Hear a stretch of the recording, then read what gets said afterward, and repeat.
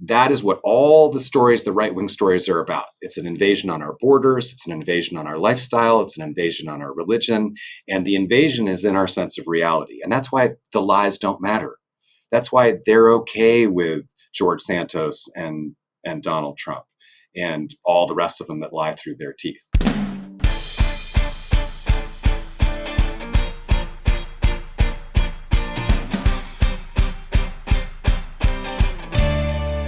Hello, and welcome to the Politics Girl podcast. I'm your host, Lee McGowan. Let's get into it.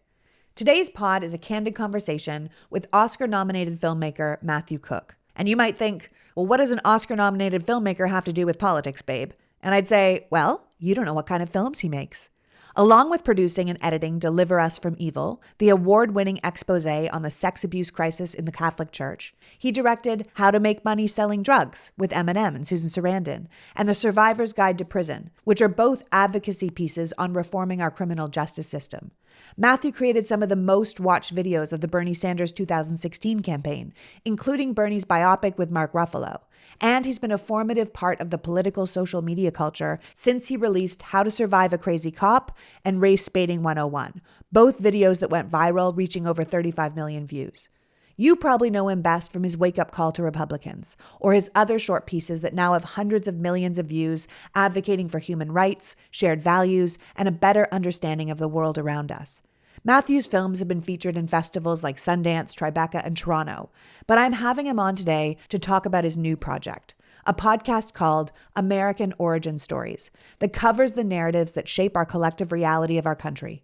So many of us don't even know our true history. And with education and critical thought under increasingly hostile attack, these lessons into our past, our real past, couldn't come at a better time. This podcast, just like the country itself, is at once fascinating and heartbreaking and inspiring. Plus, Matthew just knows how to tell a good story. He's the teacher we all wish we had. So without further ado, please welcome my guest, documentary filmmaker, writer, and social media superstar storyteller, Matthew Cooke. Welcome, Matthew.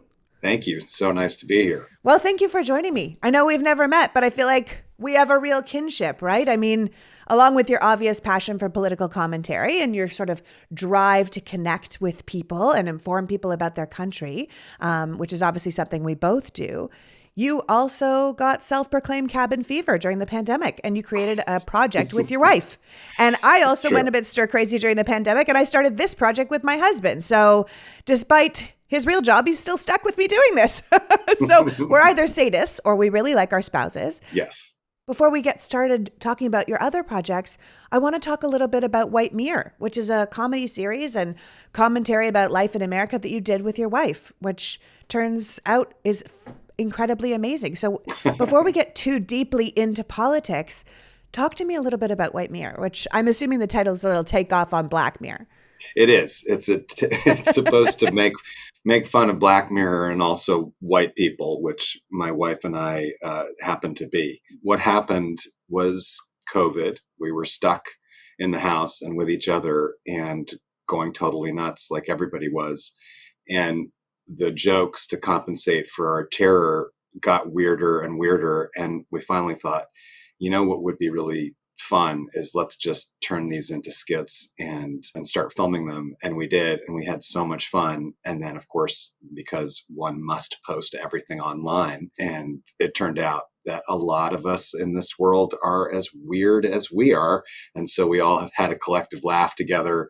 My wife is April Bowlby. She's known for being Elasti-Woman on HBO's Doom Patrol and being Candy on 2.5 Men and a ton of other funny roles. And her comedic timing on and off camera is brilliant. So it's impossible to not want to work with her on stuff. And we just had a baby 6 months ago. And so that is a comedy routine. Good luck. So we will see more White Mirror episodes in about 7 years. That'll be great. Exactly. Yeah. Before we get off this, I have to tell you, I'm obsessed with that OneNote And people need to go and watch White Mirror. Go to Matthew's website and watch One Mirror. But you have one called One Note, Oh my which God, is one yes. of the shorts in White Mirror.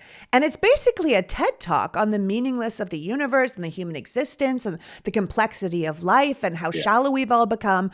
But it's set in the context of like an introspective, narcissistic rock star trying to write a song that has meaning, but will also sell. And there's literally a line after the producer, who's played by your wife, April, says, she's like, you got to dumb it down. And you say, if we dumb it down any further, we may as well microwave ourselves for dinner and be done with it because we're down to 3 notes. And she's like, less notes, which is why the piece is called One Note. And I have to tell you this piece, because I mean, it's a comedy short. It's fun, right?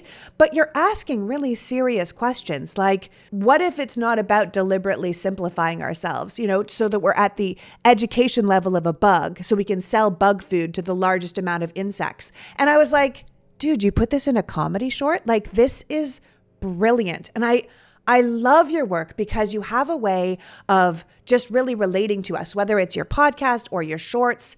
You have a way of bringing these kind of giant issues. You're almost like a modern day philosopher, but into a way that we can really absorb it. So I want to thank you for the work you did. Oh It's my really God. great. I appreciate that so much. That's One Note is truly one of the pieces that I'm most proud of You because should be. it was one of those things where I think we have these dreams in life that we give ourselves in whatever fields that we operate in, whether it's the arts or academics or anything really. And we go, God, wouldn't it be cool if? And I think I just set out a few of them of like, wouldn't it be great to make a musical about the artistic process that tries to grapple with commercialism versus humanity?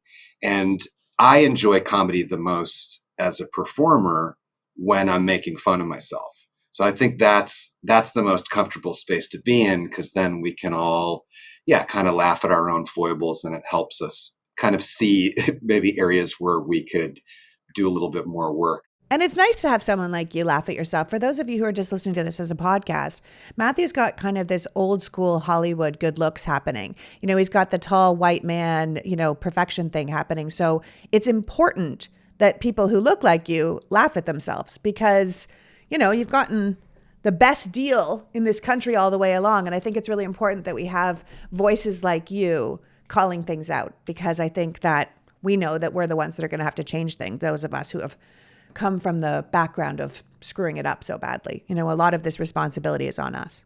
I appreciate you saying that we need to be out there as voices and modeling how to talk about things, because I think it can be really uncomfortable. It's such a huge topic to talk about whiteness. I think it's a modern invention in the way that we understand it, particularly in the United States. It's something that comes about around 1619 in the laws of Jamestown, Virginia, when the British slaver governors changed the laws because they're worried about a united working class rebelling against them. And so at that point, they begin this process of calling Black slaves because they are subhuman, and beginning this racial slavery that's particularly unique, a part of the transatlantic slave trade, which is the largest maritime migration in human history. And this slave trade that defines the character of the United States in a way and in ways that we have not come to terms with and faced at all, because it's so difficult, because this idea of whiteness has been constructed as a caste, a class, and a culture that so many of us aren't even aware of this idea. But it's a cartoonish mythology that pretends that it has roots not just extending back to ancient Greece and Plato and Aristotle, but all the way back to Jesus Christ. And it's totally made up, and it's disorienting when it's challenged for people who've based their identity, which I sympathize with, on this idea that you're part of a tradition that you think is divinely prescribed. And when you challenge somebody's identity, if their identity is based on a fiction, they'll defend that fiction as if their life depended on it. And so what we all need to do as people, and certainly you and I think, need to do as white people who are electing to be willing to talk about something publicly, and all that that brings with it, is just to try to, as best we can, not that we're better or worse than anyone else, but we're willing to do it and encouraging other people to be willing to do it, is just model it for each other. That in today's culture, white people need better white role models. And those white role models do exist in history. And we don't need to always just be ashamed when we find out that George Washington did tell a lie and was a murderous barbarian and did have the teeth of other human beings in his mouth and all kinds of other things about him that we'd be horrified to hear. We can also actually find out about some other amazing people in history, that there's an American cinematic universe filled with incredible people to learn about, not just white people, but there are white people too. And we can go, oh, wow, there is this rich tradition of struggling for human rights for all people that we're all a part of and we can all identify with. And isn't that exciting and grounding and reorienting? Yeah. And like listening to you talk right now, I mean, you've already mentioned 1619 and Jamestown. And, that's obviously where the 1619 Project gets its name from, because that's where we had our first slaves. And that's where we named the word slaves, as you're saying. But each episode of your new podcast, American Origin Stories, just like your shorts and your documentaries, comes with a truly extensive amount of research. So before you even launched the pod, whose episodes are about 30 minutes each, you created a series of shorts that are between 2 to 4 minutes on everything from the Statue of Liberty to the origin of Florida and illegal immigration. And you talk about things that people think they know, but they don't really know, which is a lot of what I try to do. You have one mini episode called "Wasn't Everyone Racist in the 1700s?" which is kind of your answer to the idea that it's unfair to judge America's founding fathers with the moral standards of today because it was a different time back then. But you argue that the moral standards of today actually existed back then. We knew what was right. We just chose wrong. And you pose that question to us and you explain it in a way that people can start to absorb without it feeling too much like a lesson or like we're bad. Well, I think the thing is that we've been told a false story about how America was started and who the heroes of the story were. So the first episode of American Origin Stories is about the guy who actually wrote the US Constitution to the United States. All of us were under the impression, if we were awake during history class, which I applaud us if we were, because the story we were told was about a guy named James Madison, who most of the highlights of his story are a snore fest. The guy was a monster. His family was monstrous, and he didn't write the Constitution. The guy who wrote the Constitution was a man named Gouverneur Morris, who was a New Yorker, an East Coast intellectual, who said that the curse of slavery was going to haunt the nation for centuries if we didn't eradicate it at its founding. He was appalled by the slavers and by slavery. He was the main speaker at the Constitutional Convention. And he gets mentioned in documents and history books as like an aside because he's sort of this, oh, Gouverneur Morris, wasn't it silly what he was saying? Well, to whose benefit was it to write him out of history? It was the benefit certainly of the slavers at the time, but also what the slavers represented, which was the extreme end of an oligarchic system of governance that would keep these very wealthy landowners in control. Because yes, they wanted to overthrow a king, but they didn't want to overthrow themselves in the process. So what they created was a stepping stone on the way to a more egalitarian society. It was better than a monarchy, but it wasn't a true democracy. They were terrified of democracy. And so today we see the fascist movement in the United States, and I should be very particular about what I mean by that, the movement in the United States that we see today, whose intention is to dismantle democratic government in the service to what? Well, in the service to oligarchy. It's a cultural oligarchy, because that's the only way you can get people to vote for oligarchs, is make it seem like they are champions, representing their cultural identities, all made up stuff, really terrifying stuff, actually, if we really face it honestly and truly. But this was the benefactor, was this culture and this way of thinking. So then when we go back and we go, oh, that's not even who wrote the Constitution. What was James Madison's legacy? Well, his legacy was being a slave owner on a work camp called Mount Pleasant. I mean, he was the villain of a origin story that has a hero. It's just that hero lost, but he did write the Constitution, and he did. He was the father of the Erie Canal, which essentially created modern New York City as we know it. So the legacy of our tradition, and by I say our, I mean the people of the United States, is glorious. We created New York City. Like, we have a lot to be proud of when we look back at it.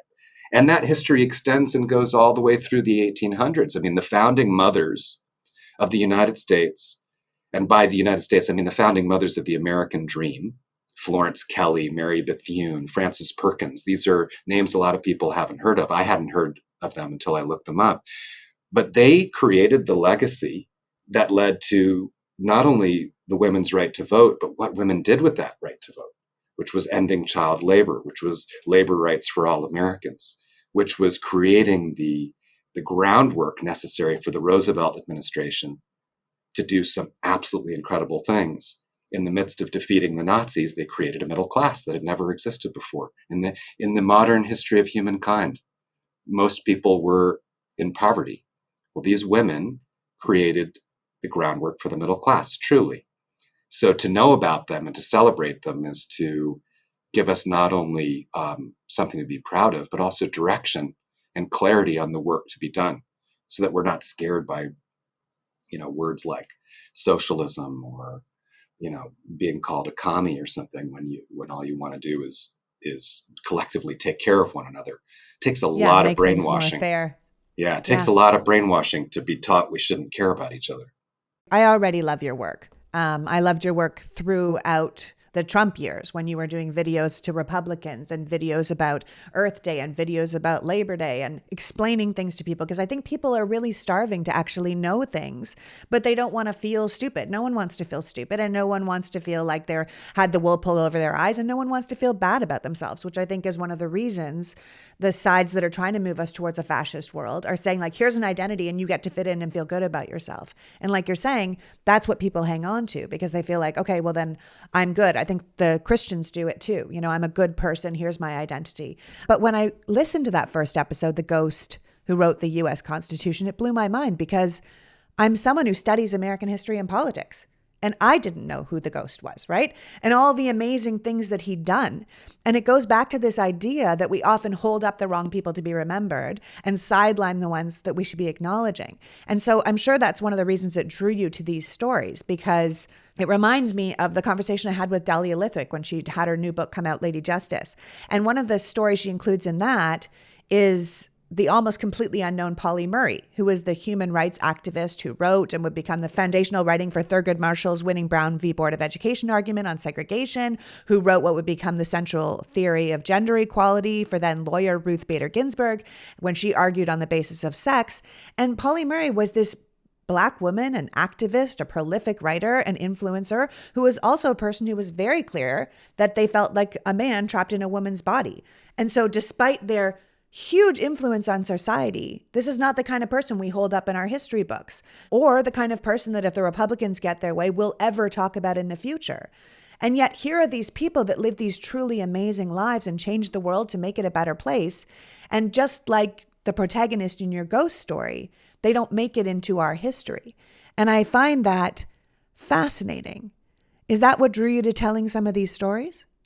Yeah, I mean, I think, sometimes we go through our lives and we are doing various jobs and having different sorts of experiences, and we're like, man, my life is a random series of events that don't seem to have any connection. And then suddenly you go, oh, wait, this is really cool that I did that, because this enables me to do this and this and this. And, we're so in the dark about so much. And I think it's really important to remember how little we know and approach things from kind of a humble way, and not always take for granted that, the people that we trust and we look to for answers always know all the answers. And to do, I'm gingerly stepping into this area of saying, to do your research and to learn how to be discerning.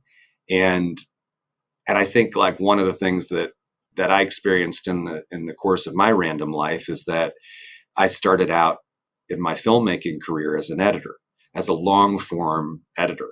And what you do as a long form editor in storytelling is you look at an enormous amount of information. So, for example, your average narrative feature documentary film might be 90 minutes at the end of the day.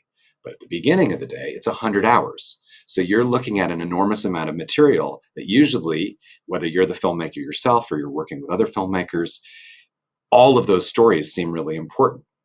And so the decision to say, okay, this is the main character. These are the important moments of this main character's life. And this is where this happened. And we should show this moment where she did this and did that. And then at the end of your story, you go, okay, that's your story. That might be a true story, but by omission, there might be something in there that's actually much more important. And so my job as an editor for many, many years was to look at stories and go, actually, that's your main through line. And so, being someone who's interested and curious about history, it's not like I'm not a historian. Like you said, I'm a student of history, but my training is as a storyteller, but in a particular aspect of storytelling, which is hunting for the story. And so looking at history books, like, sort of mentioned earlier, and I mentioned it in the podcast, that I kept seeing this guy, Gouverneur Morris's name pop up as this aside. And I was going, hey, why isn't anyone talking about this guy more? Because he seems like a real main character here, as opposed to. And then I found out, Teddy Roosevelt wrote a book about him, and I'm like, oh my God, this is the story. And so I got really excited about just finding the great historians who were doing this work and then making it palatable, because, like a lot of us who aren't historians, I have a short attention span too. So even though I'm giving you 45-minute answers to your questions here, in general, when I go back in the lab, I'm like, how do I do this in the shortest time possible and deliver this in a way that I would like to consume as an audience member who myself is someone with tremendous ADD. Well, that's the thing, though, right? I mean, the basic gist of the episode you wrote is about the man who actually wrote the Constitution, the first draft, but also the person that came up with the most famous preamble, "We the people of the United States," in order to form a more perfect union. And yet it's a name we're not familiar with. And you point out in your episode that by starting the Constitution with "We the people," this Gouverneur Morris, who most of us had never heard of, created a national identity that we still use today when we talk about what it means to be American. As you can probably tell, I love to know more about our history and think about our future and what we can do to make things better. These kind of conversations leave me hungry for more information.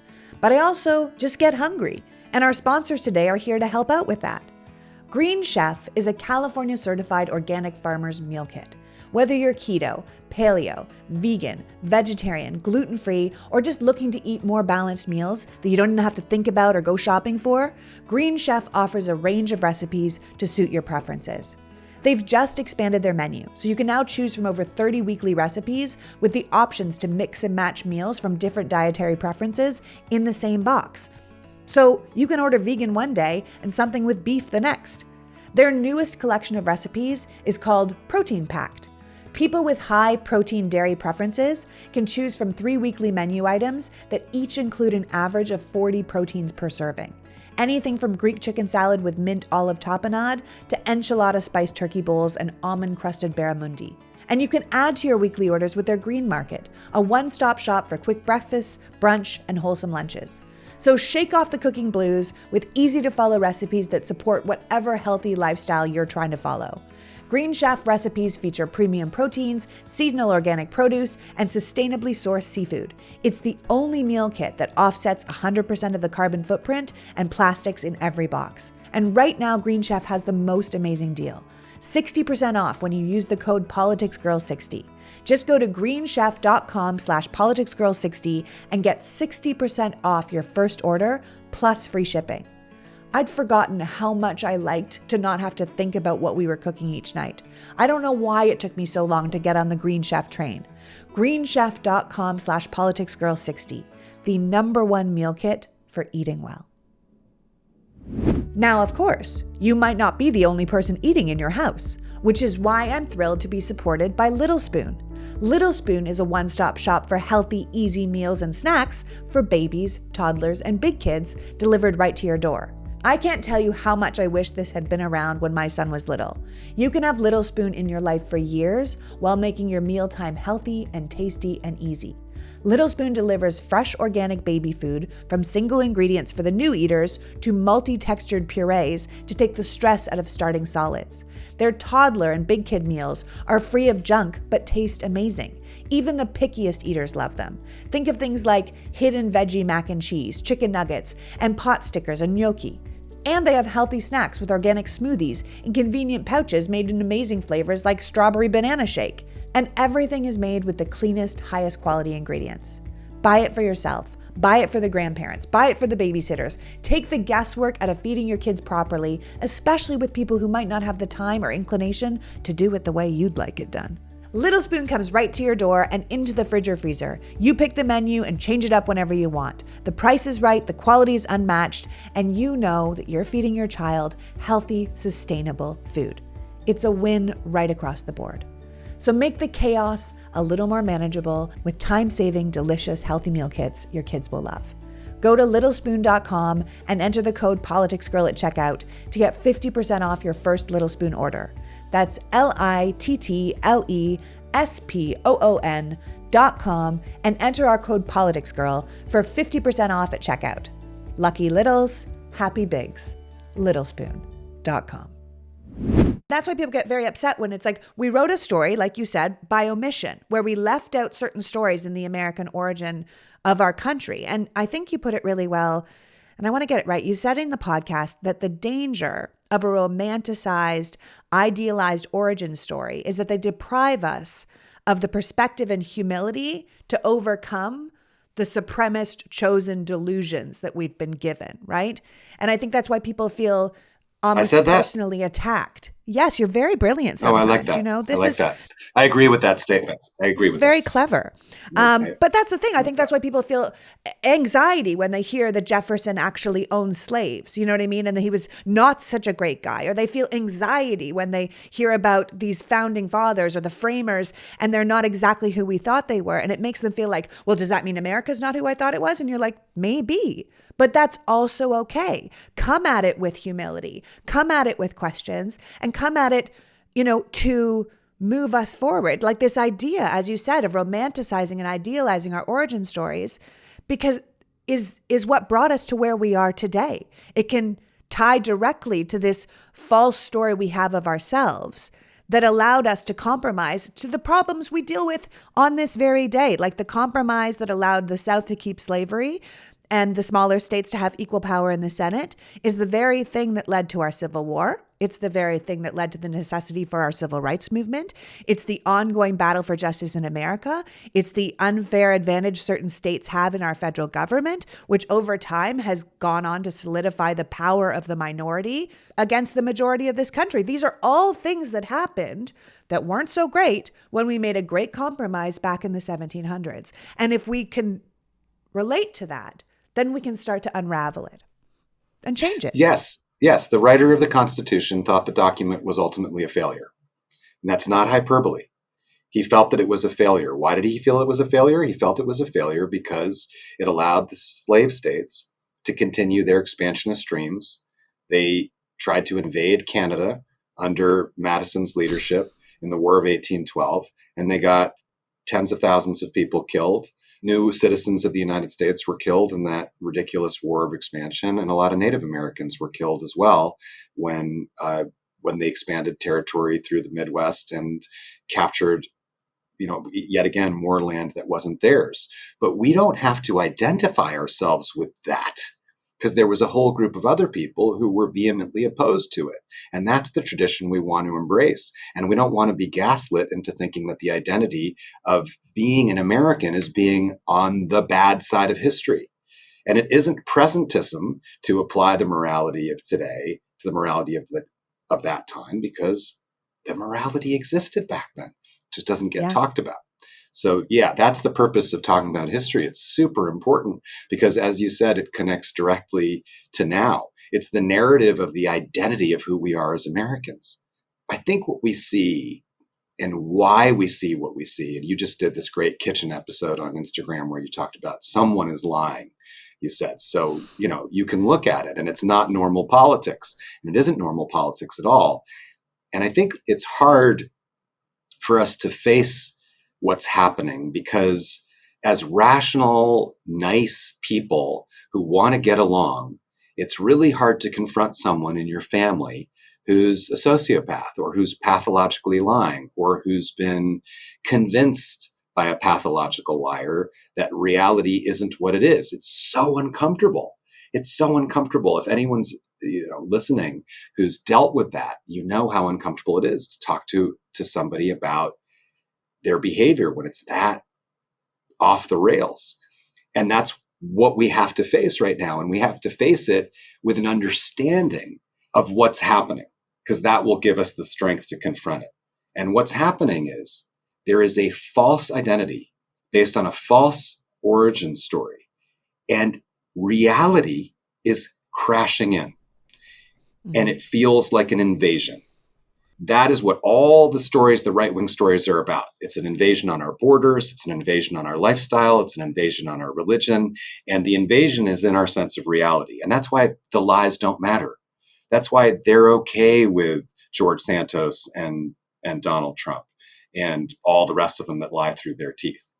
And that's why even, on the Democrat side, we've got some habitual liars there. But by contrast to the pathological liars, we're like, there's no question who we're going to kind of vote for and elect, which also puts us in a difficult position because all the oxygen's being taken out of the room by this other side. But that's the explanation that's the understanding that we need to wrap our minds around, is that there is this sense by people who've adopted this false origin story that their very identity is being invaded. And that's why it works so well, this constant cycle in the news, which the rest of us are left to pick up like garbage collectors, picking up their trash that they've thrown on the street, all their BS. That's why they adopt it, because it's the whole purpose and objective of it is to control reality. And the reality is that, they are living in a world of delusion. Well, in many ways, a lot of us were living in a world of delusion if we look at our origin story for what it really is. And I think by actually addressing it and seeing it head on, we could actually see it as an opening, to redo things. If you look at the Great Compromise from the very beginning of our nation's history, you point out that that Constitution almost didn't pass. It only passed by 3 votes. And most people that voted for it were kind of like, ugh. They weren't, no one was really thrilled, but it got it done so we could keep the Union together. But ultimately, the idea was probably that they would go back and try to reconsider the choices later. You talk in the episode about how Jefferson thought things should expire after 19 years. You called it Jefferson's math, right. That each new generation should get to define the rules and laws of their time, right? And it gets people thinking about this idea that we're still living under a text that was written that long ago, and how nuts that really is. And I think most of the framers would have thought it was nuts. They would have, absolutely. And there were so many other ideas that were being presented and discussed at the time. I mean, Thomas Paine, for example. Thomas Paine is somebody who, I've got an episode coming soon. I don't know which one it'll be. I haven't decided yet, but it's the origin of the middle class. And it's just one of my favorite topics in general, because it is the American dream. The American dream is that we don't have to live in a feudal system, that you can maybe have a job that you like, that you can own a piece of property, that you can take care of your family, that your family can live there together, that you can make something of yourself, that you don't have to live in any type of slavery or wage slavery. I mean, this was all kind of new stuff. The motivation for people to buy into this idea of declaring independence from the king in the late 1700s was partially inspired by this guy, Thomas Paine, who wrote Common Sense, which was like the version of something going viral at the time. And everybody was reading Common Sense. Well, Thomas Paine also wrote another piece, little rant, about agrarian law, in which he basically says, look, as a human being who's born on the earth, we all kind of have rights to the land. And so if a property owner cultivates the land, they really ought to pay dividends on that land to any other human being who lives on the land, because we kind of all own the land. And isn't this a bit of a philosophical kind of quandary? And so if you read that text, what Thomas Paine is, the guy who motivated the independence of the United States, he's calling for a universal basic income. This is not a radical woke, someone just came up with it yesterday because they're entitled to something that they shouldn't be entitled to idea.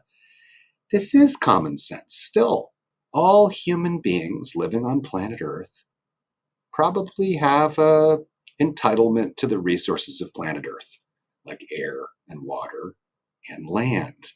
And it sounds crazy, but it's not crazy. It's only crazy because we've been gaslit into thinking that you say something like that and you sound like a commie. But you don't. Commie. Yeah, okay. Socialist. Crazy. Oh my God, run. No, we should definitely just give it to 68 families. I think the earth belongs to them. They deserve it. I think that makes a lot more sense. It does.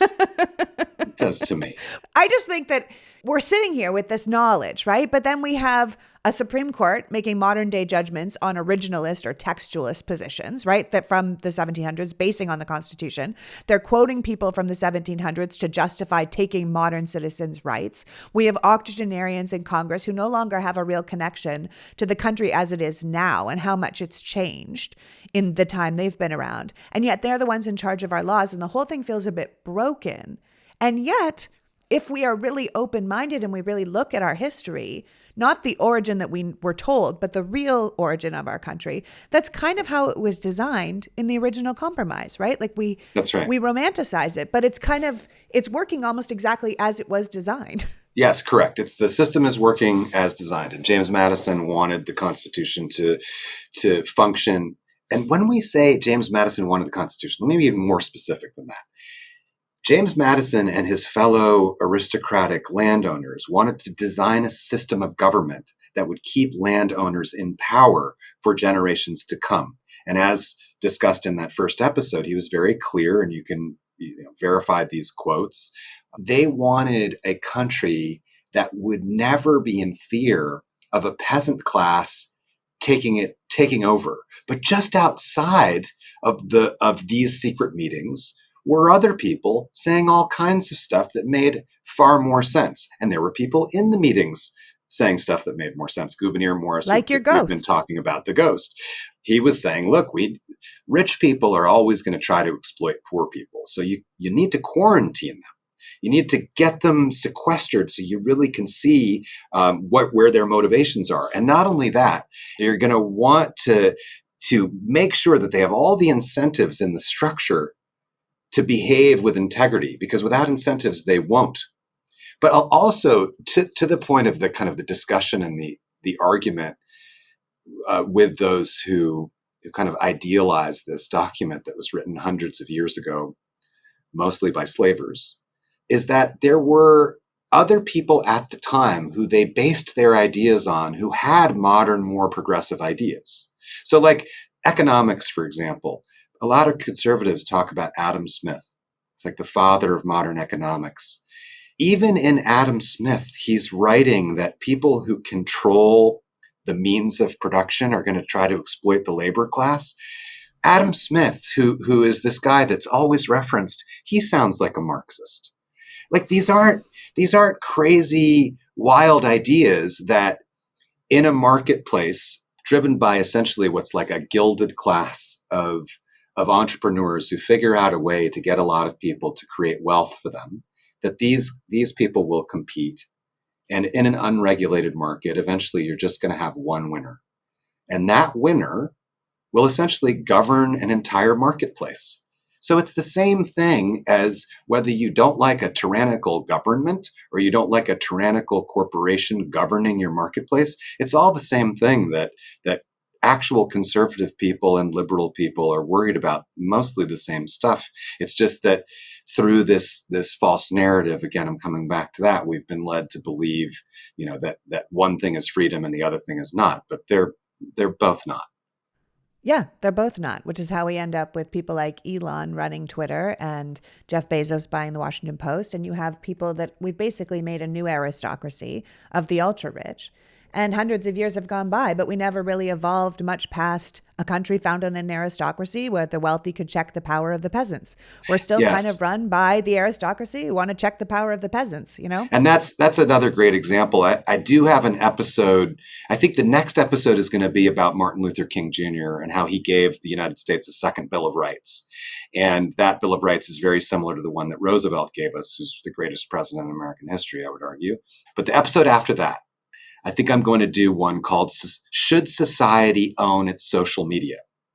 Because this is another origin story, the creation of the internet, that was essentially done by our government to create a network so that information could not be controlled in one space and that we could share information between experts.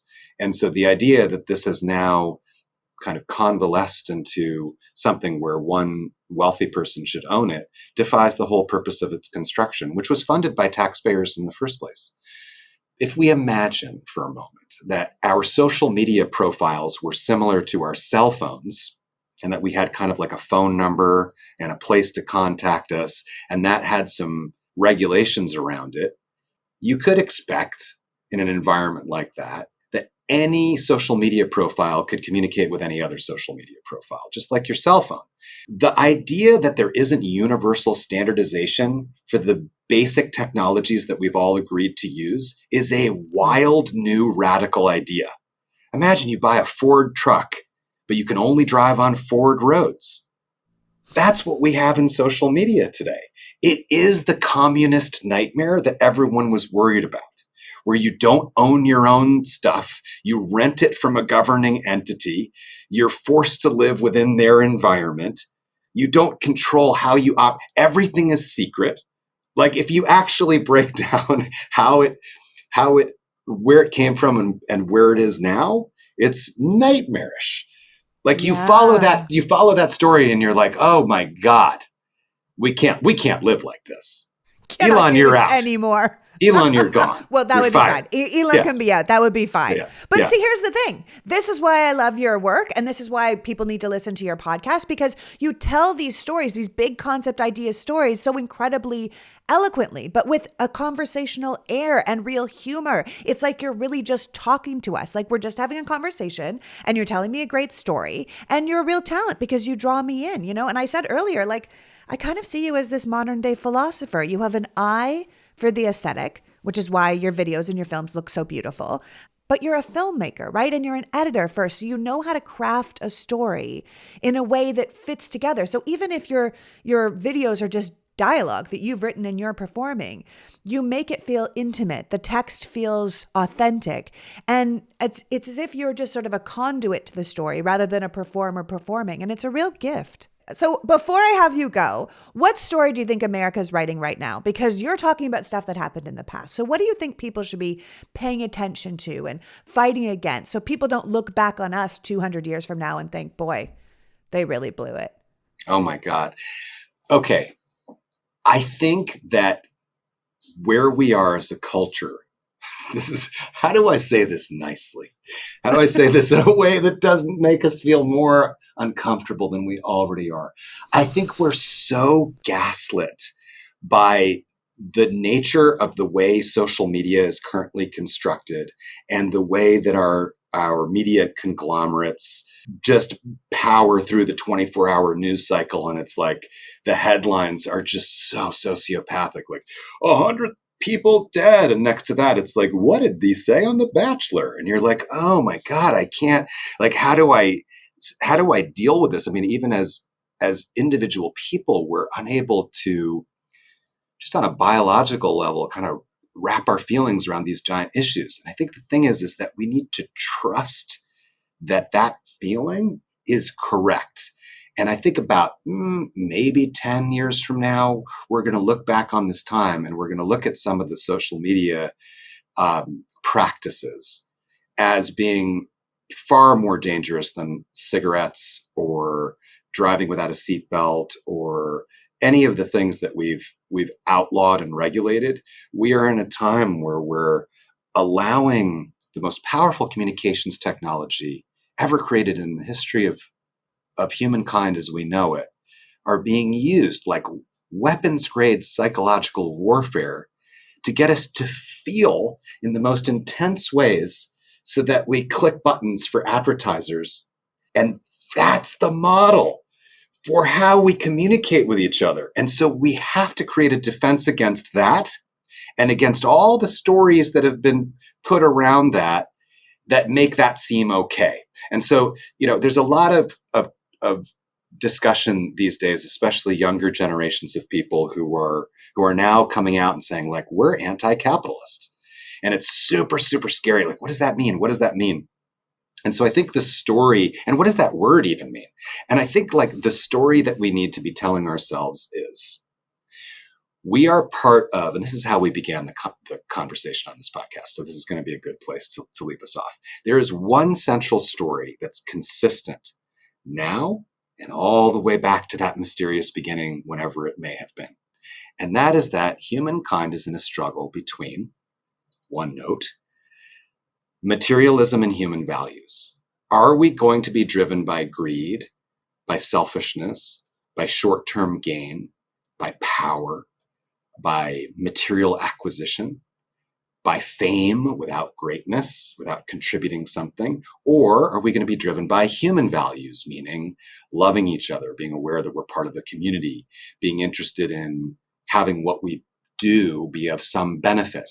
And the proof of which is when we plant a seed, does it grow into a fruit that's edible or is it poisonous? Like, are we contributing to something that makes the world better, whether that's something in a single moment, the way we are in our behavior, or whether it's something grand? And I think that the answer to how to be a part of the right side of history is to remember, as long as there's a war within ourselves, there will be war in the world. And so our job is to try to create that harmony within ourselves, to self-regulate, to really care about ourselves in order that we can be a part of that movement toward a better nation and a better world.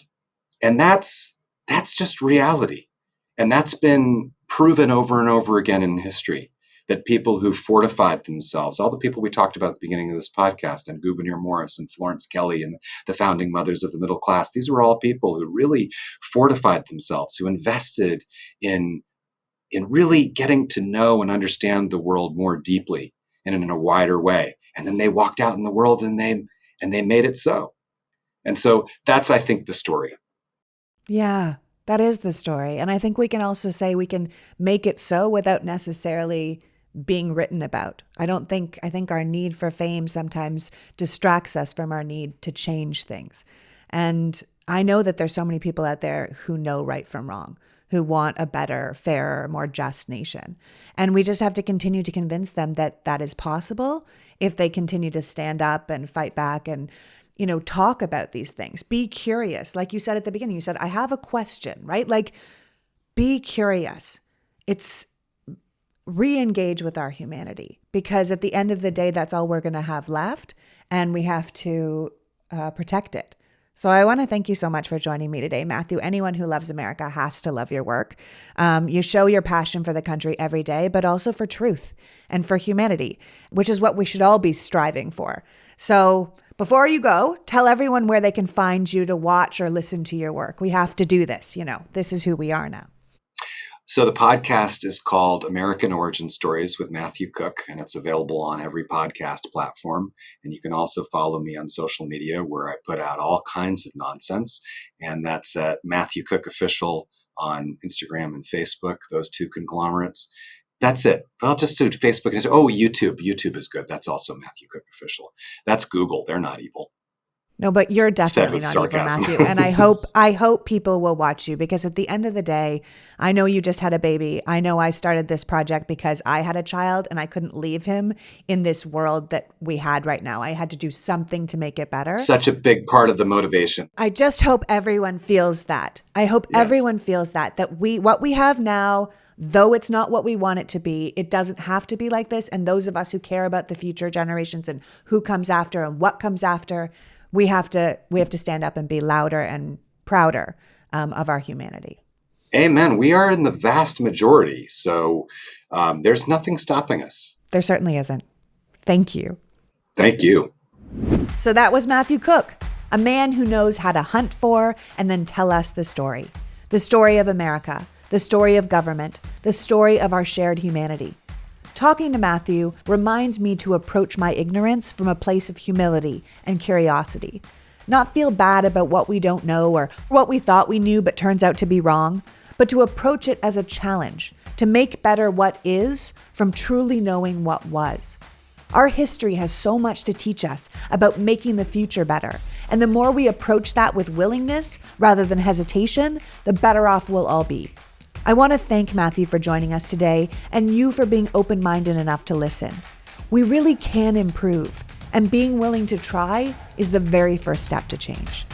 Until next week, PGR. The Politics Girl podcast is written and performed by me, Lee McGowan, in partnership with the Midas Media Network, and produced and edited by Happy Warrior Entertainment. All rights reserved.